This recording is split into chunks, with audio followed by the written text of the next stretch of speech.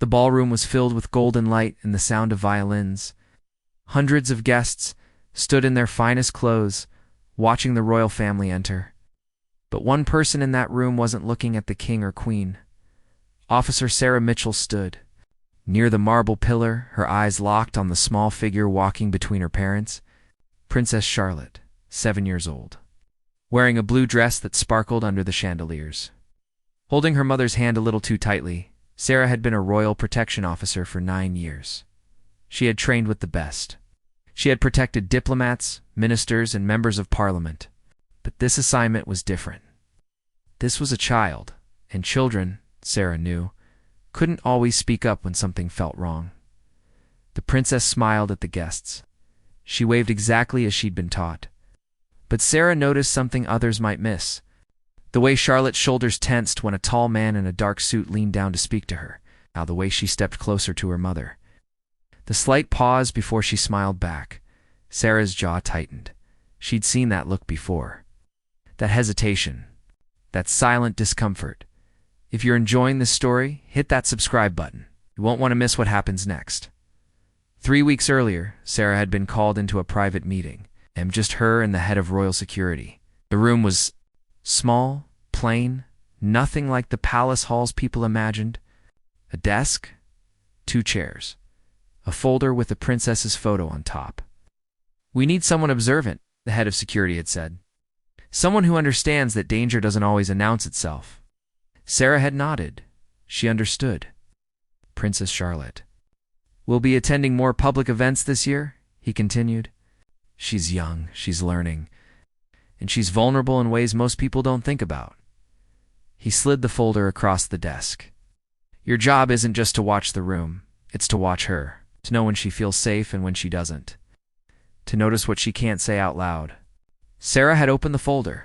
Inside were schedules, floor plans, and threat assessments, but also photos of Charlotte at different events. In some, she looked happy. Others, she looked small, uncertain. "She's 7, Sarah had said quietly. Exactly. Now, standing in that glittering ballroom, Sarah understood the weight of those words. Charlotte was 7.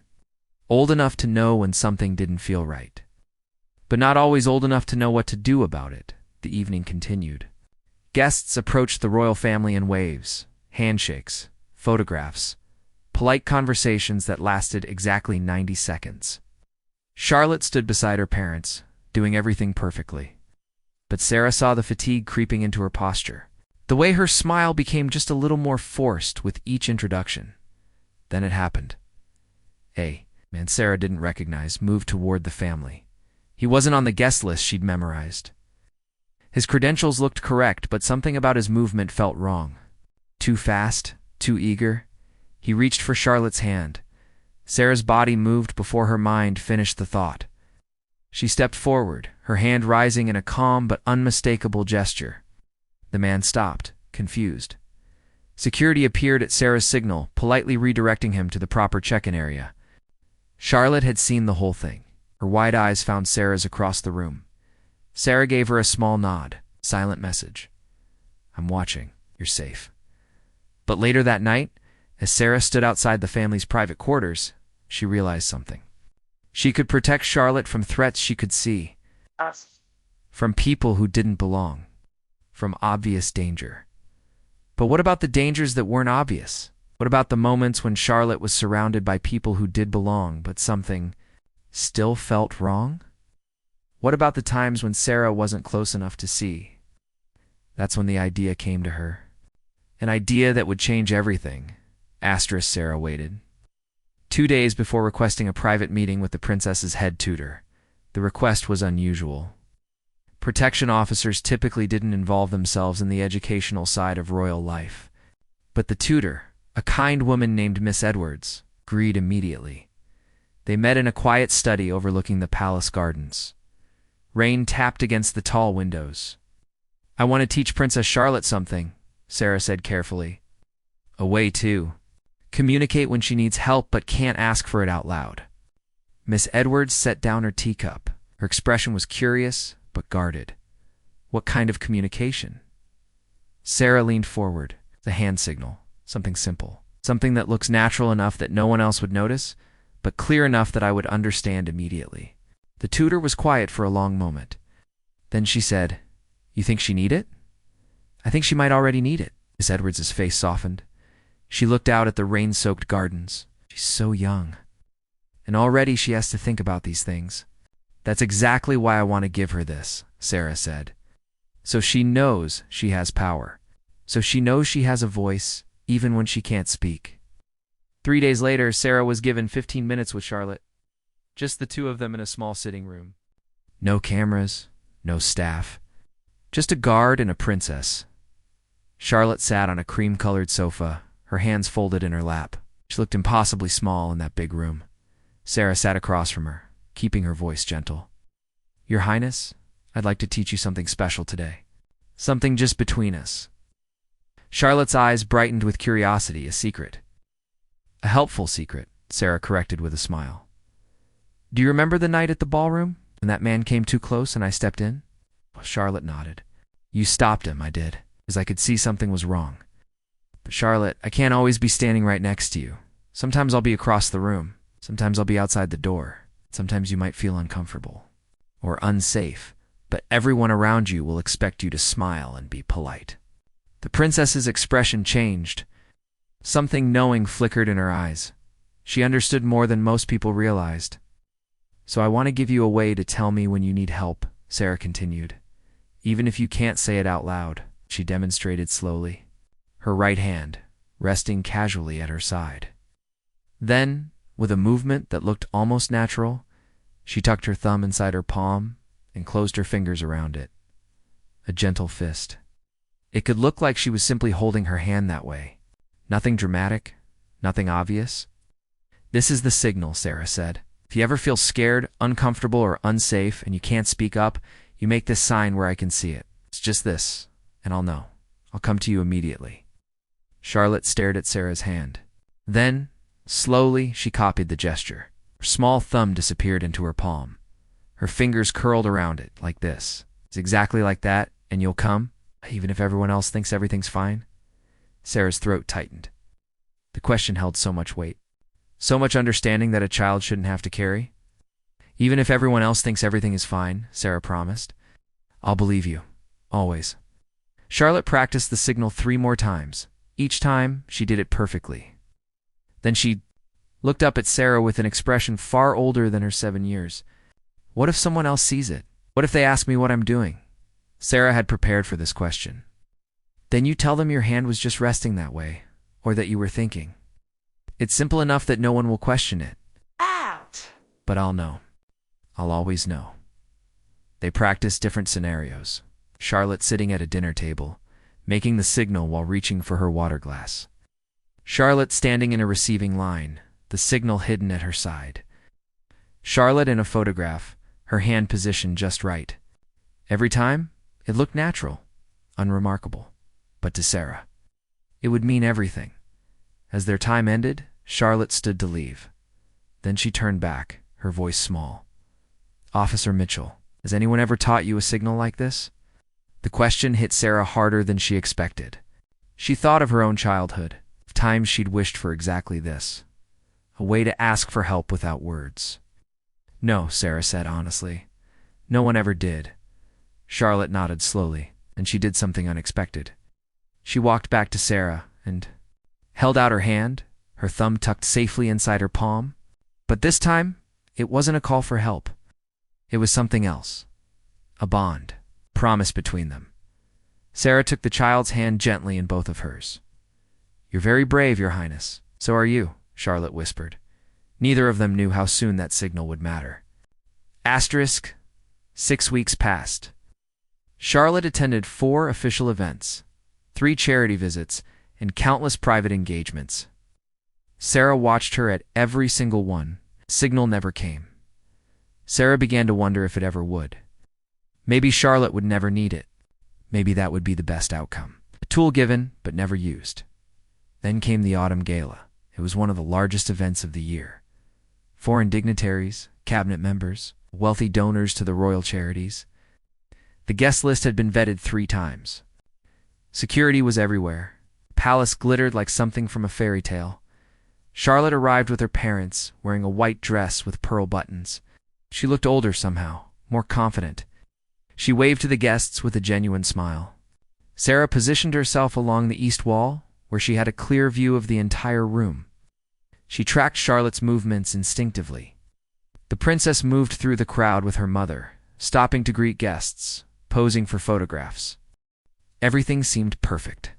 Then the royal family was guided to a private reception room, smaller, more intimate.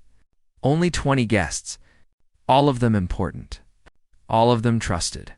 Sarah followed at a respectful distance, stationing herself just outside the open door. She could see Charlotte clearly. The princess was speaking with an elderly ambassador, laughing at something he'd said. The ambassador moved on. A woman in a red gown approached next, bending down to Charlotte's level. They spoke for a moment. Charlotte smiled. The woman touched her shoulder gently before walking away. Then he appeared. Lord Westmore. Sarah knew his name from the guest list. A wealthy landowner? A major donor to several royal charities. He'd been photographed with the royal family dozens of times over the years. His credentials were impeccable. His reputation, spotless. He approached Charlotte with a warm smile. He said something Sarah couldn't hear from her position. Charlotte nodded politely. Sarah watched casually. Nothing seemed wrong. This was a routine interaction, the kind that happened hundreds of times at these events. But then Lord Westmore placed his hand on Charlotte's shoulder. Not unusual. Many guests did the same when speaking to the princess. A polite, grandfatherly gesture. Except his hand didn't stay on her shoulder. It moved, slowly, down her back. Sarah's entire body went rigid. Charlotte's smile faltered. Just for a second. Just long enough for Sarah to see the change in her expression. Lord Westmore leaned closer, still talking, still smiling. His hand remained on Charlotte's back. Too low, too familiar. Charlotte took a small step backward, polite, subtle, the way she'd been trained to extract herself from conversations. But Lord Westmore stepped with her. His hand stayed exactly where it was. Sarah's hand moved toward her radio. But before she could speak, before she could move forward, she saw it. Charlotte's right hand, hanging at her side. Her thumb tucked into her palm, her fingers curled around it. The signal. Time seemed to slow down. The room full of elegant people. The soft music from the ballroom. The glittering chandeliers. And in the middle of it all, a 7-year-old girl asking for help in the only way she could. Sarah moved. She crossed the room in 5 smooth strides. Her face calm. Her voice polite. Professional. Excuse me, Lord Westmore. I apologize for the interruption. He looked up, startled. His hand dropped from Charlotte's back. Her Highness is needed by her mother, Sarah continued, her tone leaving no room for discussion. If you'll excuse us. She didn't wait for his response. She stepped between them, her body becoming a wall. She looked down at Charlotte and gave the smallest nod. The same nod she'd given that first night.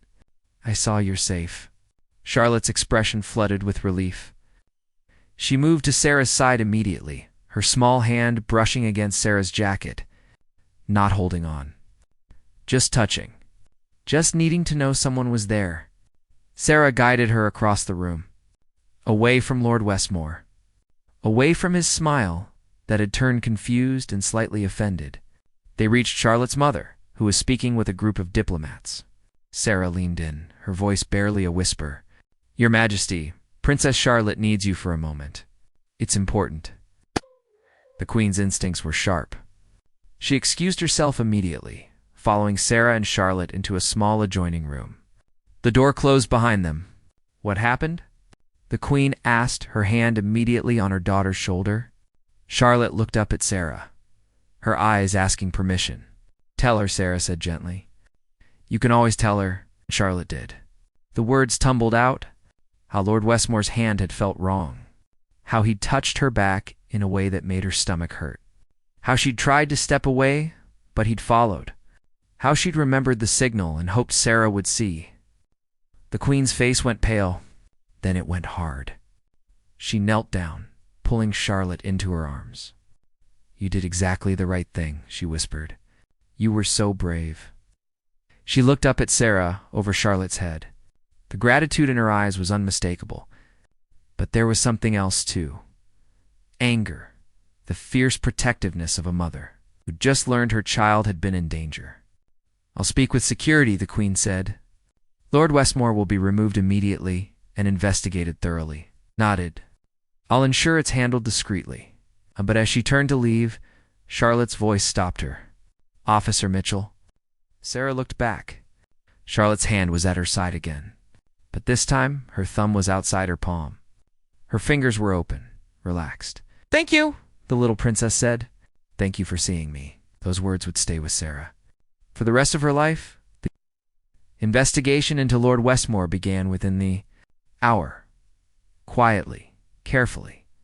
The kind of investigation that happened behind closed doors and never made the papers. Sarah wasn't directly involved. That wasn't her role. But she heard things. Whispers from other security officers. Reports from the investigative team. There had been other complaints over the years. Vague ones. Dismissed ones. A staff member who'd felt uncomfortable.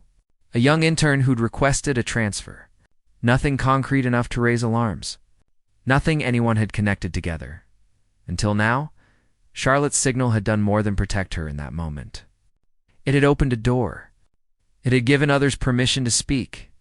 Within a week, Lord Westmore had resigned from all his charitable positions, quietly, with a carefully worded statement about focusing on family. His name disappeared from the guest lists.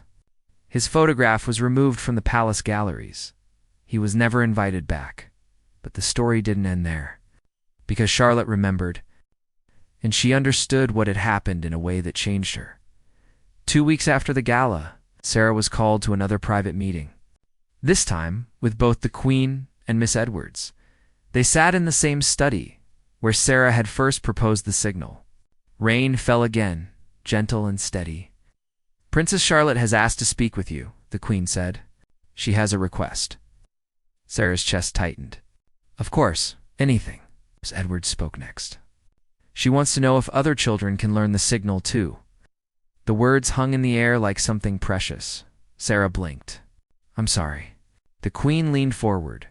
"Charlotte told us she's been thinking. About the other children who attend royal events? Staff members, children, young guests. Students at the schools she visits? She wants them to know the signal too. She wants them to have what she has." Sarah felt something break open in her chest. Charlotte was 7 years old. She'd just been through something frightening. Something that would have made most children want to hide, to forget. But instead, she was thinking about others. "She says," Miss Edwards continued softly, "that if she has a secret way to ask for help, other children should too. Because everyone deserves to feel safe." Sarah's hands trembled slightly. She folded them in her lap. That's extraordinary." "She's an extraordinary child," the Queen said. There was pride in her voice. And something else. Sadness, maybe? That her daughter had to be extraordinary in this particular way. "What do you think?" the Queen asked. "Could something like this work on a larger scale?" Sarah's mind was already racing. It could. It would need to be done carefully. We'd need to train teachers, staff, parents. We'd need to make sure children understood when to use it and trusted that adults would respond. Charlotte suggested calling it the silent signal, Miss Edwards said. She thought it sounded official enough that people would take it seriously, but simple enough that children would remember it. The silent signal. Sarah nodded slowly. "It's perfect." Over the next 3 months, something remarkable happened. The program started small. Children of palace staff were taught the signal. Then students at the schools Charlotte visited. Then participants in royal youth programs. Every child was taught the same thing Sarah had taught Charlotte. Your thumb inside your palm, your fingers curled around it. A simple gesture that said, "I need help. Something's wrong. Please see me." And every adult in those spaces was trained to recognize it, to respond immediately, to believe the child, always. Sarah led many of the training sessions herself. She stood in front of parents, teachers, and caregivers and told them why this mattered. Children often can't speak up, she explained. Maybe they're scared. Maybe they don't have the words. Maybe the person making them uncomfortable is someone they're supposed to respect. This signal gives them power. It gives them a voice when they can't use their voice. A mother in the back row raised her hand. What if my child uses it as a joke? What if she signals just to get out of something she doesn't want to do? Sarah had expected this question. She'd asked herself the same thing. Then you respond anyway, she said firmly. Every single time. Because the cost of ignoring a real signal is far greater than the inconvenience of responding to a false one. And in my experience, children don't joke about these things. When they signal, they mean it. The program grew. Schools outside the palace requested training. Community centers, sports clubs, libraries. Charlotte attended one of the training sessions at her school. She sat in the front row with the other children, her hands folded in her lap. When the instructor demonstrated the signal, Charlotte performed it perfectly alongside her classmates. No one knew she'd been the first. No one knew this had started with her, but Sarah knew. And Charlotte knew. And when their eyes met across the room, there was an understanding between them that needed no words. After the session, a small boy approached Sarah. He couldn't have been more than 6 years old. Miss, he said quietly, what if I use the signal and no one sees it? Sarah knelt down to his level. Then you keep trying.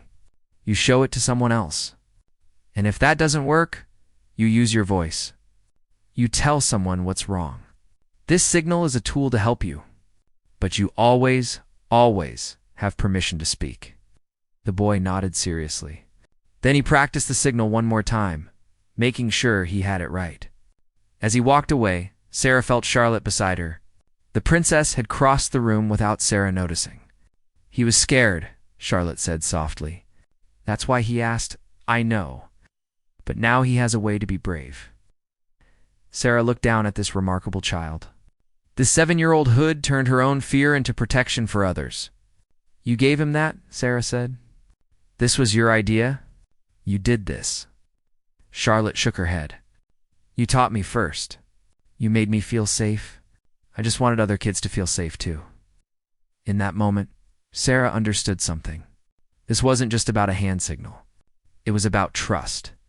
About believing children when they said something was wrong. About creating a world where they didn't have to suffer in silence. Charlotte had started something that would reach further than either of them could imagine. But it would be tested again. Sooner than anyone expected. It happened at a school assembly 3 months after the Silent Signal program launched. Charlotte was there to present awards to students who'd excelled in reading. Sarah stood at the back of the auditorium, watching as always. The room was filled with children, teachers, and parents. Bright decorations hung from the ceiling. Everyone was smiling. Charlotte handed out certificates to a line of proud students. Each child shook her hand. Each one beamed as cameras flashed. It was a perfect event. Exactly the kind of thing the palace loved to photograph for their official channels. Then a girl stepped forward to receive her award. She was about 9 years old. Dark hair pulled into a tight ponytail. A nervous smile on her face, Charlotte handed her the certificate. The girl took it with both hands. They posed for the photograph together. That's when Sarah saw it. The girl's left hand holding the certificate.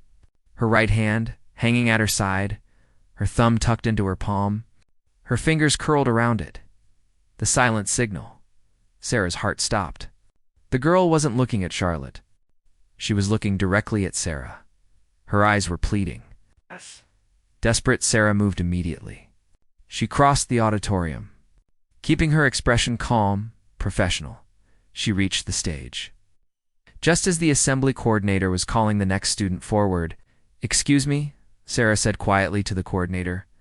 "I need to speak with that young lady for just a moment." Security protocol. The coordinator looked confused but nodded. Sarah was royal protection. She didn't question Sarah's authority. Sarah approached the girl, who'd stepped to the side of the stage. Up close, Sarah could see the fear in her eyes, the way her hands trembled slightly. The certificate crumpling in her grip. "What's your name?" Sarah asked gently. "Emma," the girl whispered.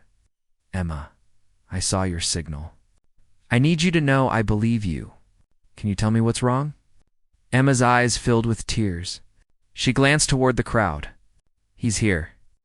My mom's boyfriend. She made me come today, even though I said I didn't want to. He's sitting in the third row, and he keeps staring at me, and I don't want to go back there. Please don't make me go back there. Sarah's training took over. Her voice stayed calm, reassuring. You don't have to go anywhere you don't feel safe. Can you point him out to me without looking directly at him? Emma nodded. She shifted slightly, angling her body. Blue jacket. Bald head. Next to my mom, in the red scarf. Sarah spotted him immediately. A man in his 40s. He was watching Emma. Even from across the room, there was something in his gaze that made Sarah's instincts flare. Emma, I'm going to have another officer stay with you. You're going to wait in the teacher's office, somewhere safe, and I'm going to speak with your mother, okay? She won't believe you, Emma said, her voice breaking. I tried to tell her. She said I was being dramatic. She said, he's just friendly. Sarah had heard those words before. Too many times. I'll make her listen, Sarah promised. She signaled to another security officer, a woman named Officer Grant. Sarah explained the situation in quick, quiet words. Grant's expression hardened. She understood immediately. I'll take care of her, Grant said. She turned to Emma with a kind smile. Come on, sweetheart. Let's get you somewhere quiet. Sarah watched them go. Then she made her way to the third row. Emma's mother looked up as Sarah approached, confused, slightly annoyed at the interruption. Excuse me, ma'am. I'm Officer Mitchell with Royal Protection. I need to speak with you privately. It's regarding your daughter. The woman's face went pale. Is Emma all right? Did something happen? She's safe, but we need to talk now. Sarah led Emma's mother and her boyfriend to a small conference room adjacent to the auditorium. She closed the door. She didn't sit down. Neither did they. Your daughter used a safety signal during the assembly, Sarah began. She indicated she felt unsafe. Specifically, she expressed discomfort regarding this man. Sarah looked directly at the boyfriend. His expression shifted, from confusion to understanding to something defensive. That's ridiculous. Emma and I get along fine. She's just being sensitive. She's a child expressing fear, Sarah said coldly, and we take that seriously. Emma's mother looked between them. This is a misunderstanding. Emma's been having adjustment issues. She's not used to me dating. She acts out sometimes. With respect, ma'am, this isn't acting out. Your daughter was taught the silent signals specifically to use when she feels unsafe or uncomfortable. She used it. That means something is wrong. The boyfriend stood up. I don't have to listen to this. I've done nothing wrong. Emma's just a kid who doesn't like her mother having a boyfriend. Then you won't mind answering some questions, Sarah said. She'd already texted for additional security. Or explaining why Emma specifically asked not to return to sitting next to you. The mother's face began to change. Sarah watched the realization creep in. The doubt. The questions she'd probably been ignoring. What exactly did Emma say? She asked quietly. She said she didn't want to come today. She said she didn't want to be near him. And she used the signal we teach children to use when adults touch them in ways that make them uncomfortable. The last sentence hung in the air like a bomb. The boyfriend's face went red. That's a lie. She's lying. Children rarely lie about these things, Sarah interrupted. But there's a very simple way to resolve this. We have trained professionals who can speak with Emma, gently, appropriately, and we have protocols for investigating claims like this. The mother's hand went to her mouth. Oh my God, Emma tried to tell me. She said she didn't like when he hugged her. She said it felt wrong. I told her she was being silly. I told her. Her voice broke. Sarah's expression softened slightly. You can listen now. That's what matters. What happened next was exactly what was supposed to happen. Emma was interviewed by trained specialists. Her mother stayed with her. The boyfriend was removed from the premises and questioned separately. Sarah didn't know all the details. That wasn't her role. But she knew that Emma's signal had been heard. Her voice had been believed. And she would be protected. Hours later, After the assembly had ended and the crowds had gone home, Sarah found Charlotte waiting in a quiet corridor. The princess should have left already, but she'd stayed. "Is Emma okay?" Charlotte asked immediately. Sarah knelt down. "She's going to be okay. Because she was brave. Because she knew the signal. Because you made sure she had a way to ask for help." Charlotte's eyes were serious. Older than her years. "I'm glad we taught her. I'm glad she knew she could tell someone. Me too." Charlotte was quiet for a moment. Then she asked, "How many other Emmas are there who don't know the signal yet?" Sarah's throat tightened. "Too many? Then we need to teach more people," Charlotte said simply. "As many as we can." That's exactly what they did. Asterisk, the silent signal program, expanded across the country over the next year. Not just in royal circles.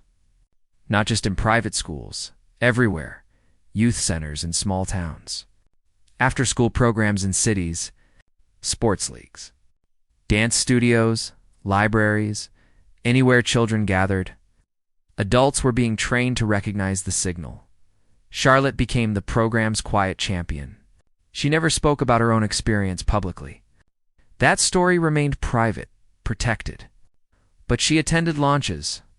She visited schools. She stood beside other children as they learned the signal and understood its power. Asterisk Sarah watched it all unfold with a mixture of pride and heartbreak. Pride because they were making a real difference. Heartbreak because the need was so great. Every week she heard news stories. A boy at a football camp who signaled when his coach's behavior became inappropriate. A girl at a family gathering who used it when a relative made her uncomfortable. A teenager who signaled during a tutoring session that had crossed a line. Each time, adults responded. Each time, the child was believed, supported, protected. But the story that changed. Sarah's life came on an ordinary Tuesday afternoon. She was off duty, shopping for groceries in a store miles from the palace. She was in civilian clothes. Just another woman picking out vegetables. Anonymous. She heard the crying first. A child's voice muffled and frightened. Sarah turned. At the end of the aisle, a man was crouched down next to a small boy. The boy couldn't have been more than 5. Tears streamed down his face. The man had his hand on the child's arm. "I told you I'm a friend of your mom's," the man was saying. "She asked me to pick you up. You need to stop crying and come with me." Every alarm in Sarah's body went off. She moved closer, keeping her approach casual, unthreatening. "Excuse me, is everything all right?" The man looked up, irritated. "It's fine, just a misunderstanding. His mother sent me to collect him." Sarah looked at the boy. His face was red. His whole body was trembling. And his hand, pressed against his leg, showed the signal. Thumb tucked in. Fingers curled tight. Sarah's blood went cold.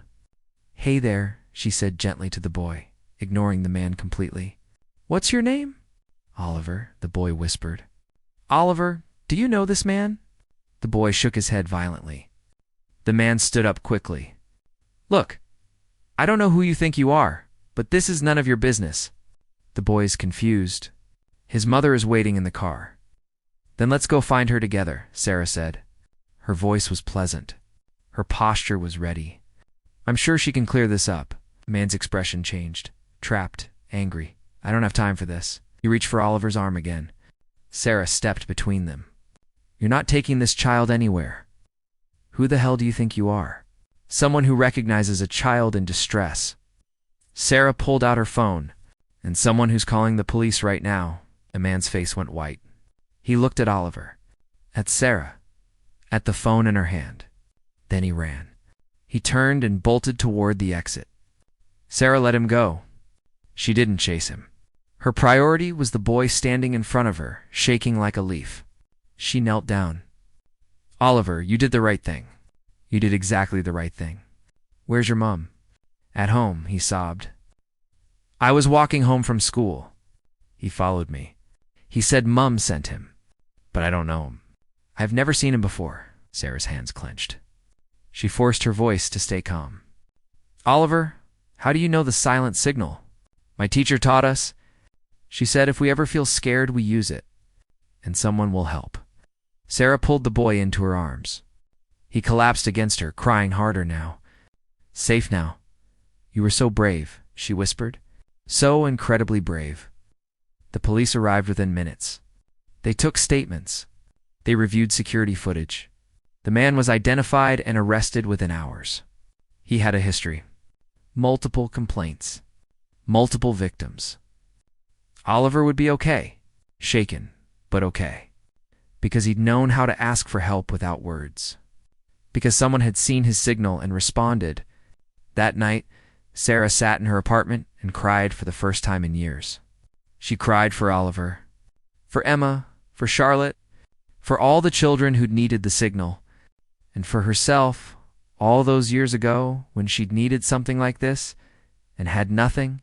The next day, she was called to the palace. Charlotte wanted to see her. They met in the garden this time. Spring flowers bloomed around them. Charlotte was 8 now, taller, but still that same remarkable child. I heard about the boy in the shop, Charlotte said. The news said a woman stopped a kidnapping. They didn't say it was you, but I knew. Sarah managed a small smile. Oliver knew the signal. That's what saved him. You taught people the signal. You believed him when he used it. Charlotte paused. Just like you believed me. They sat on a bench together. A princess and a protection officer. To people who understood something the rest of the world was only beginning to learn. Do you know what I think about sometimes? Charlotte asked. I think about all the children who used to have no way to ask for help, who had to use their words even when words felt impossible, or who stayed silent because they didn't think anyone would listen. We can't save them all, Sarah said quietly. We can't go back and help the ones who needed us before. Oh, Charlotte agreed. But we can help the ones who need us now, and the ones who will need us tomorrow. And the day after that, she turned to Sarah with that serious expression she got sometimes, that look that said she'd been thinking deeply about something. Officer Mitchell, when I grow up, I want to make sure every child in the world knows the silent signal. Every single one. So no one ever has to be afraid and alone. Sarah felt tears prick her eyes. That's a big dream, Your Highness. But you taught me that big dreams start with small signals. Charlotte held up her hand and demonstrated. Thumb in. Fingers curled. Something this small saved me. And Emma and Oliver, imagine what else it could do. Sarah looked at this extraordinary child and saw the leader she would become. Someone who understood power not as control over others, but as the ability to protect them, to hear them, to believe them.